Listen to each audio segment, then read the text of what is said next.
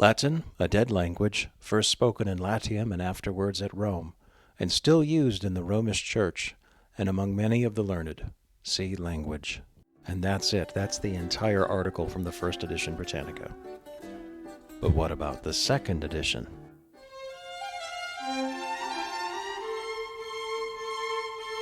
As you can see, they copy-paste the first sentence from the first edition article, if you can call it an article, being one sentence.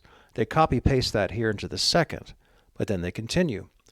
This language is principally derived from the Greek, and particularly from the Aeolic dialect of that tongue, though it has a great number of words which it borrowed from the languages of the Etrusci, Osci, and other ancient peoples of Italy.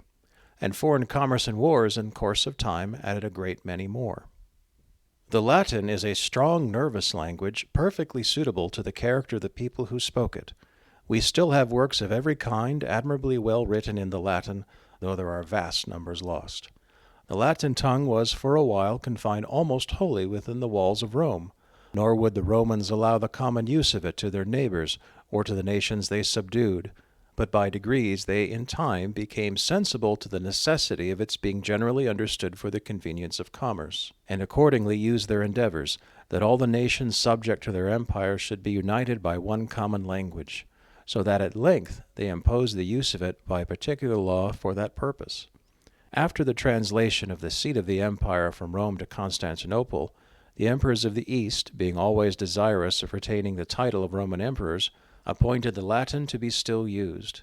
But at length, neglecting the empire of the West, they abandoned all care of the Latin tongue and used the Greek.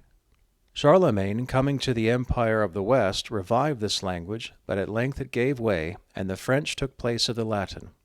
It was, however, prodigiously degenerated before it came to be laid aside, in which condition it was found at the time of the Reformation, when Vives, Erasmus, etc., began to open the way for its recovery, since which time the monkish Latinity has been declining, and all endeavors have been used to retrieve the pure language of the Augustan age. See language.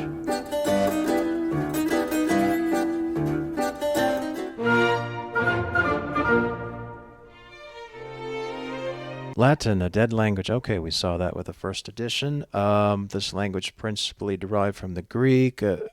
Okay, that's the same as the second. This Latin is a strong, nervous language. I remember that. Okay, scrolling down through this, and it's exactly the same. The third edition article is a copy-paste job from the second. Aren't you glad you didn't buy this thing at full retail price?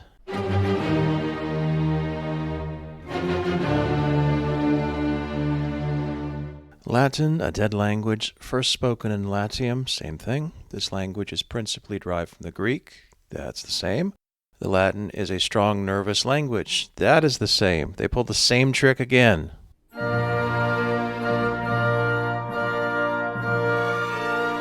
Latin is a dead language, first... Are you serious?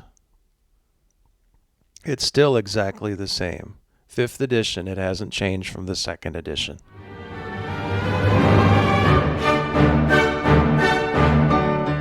Latin, a dead language. Oh, for Pete's sake.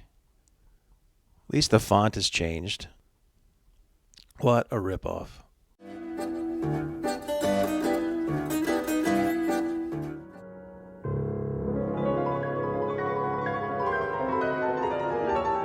Latin, a dead language, first spoken in Latium and afterwards at Rome. See language and philology. That's it. That's it for the seventh. They just said, fine, we're getting rid of all of that, and we're just going to write up some more material and put it in the languages section. Yeah, oh my gosh. Okay, well, that's not too bad. I mean, I'm not looking up the language section right now, so we're not reading it and not able to tell how much is new in there. It might be quite a lot.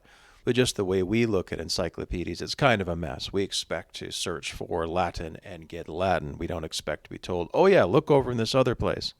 But that's just us. Well, the 8th edition has to be better than this.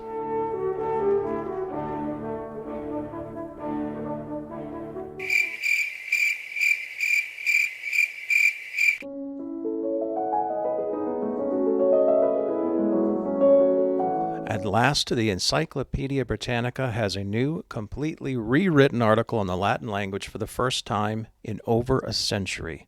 If you ever wonder why Wikipedia is such a powerful tool, this is the principal reason. Imagine an article in Wikipedia. It's very important to a number of people not being changed, in essence, for about a century. It's just not possible. But now to the article itself.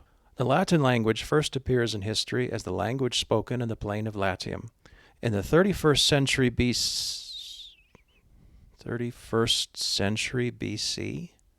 I mean, it looks like 31st century BC? At which date it first becomes known to us from extant inscriptions in contemporary history? I wonder.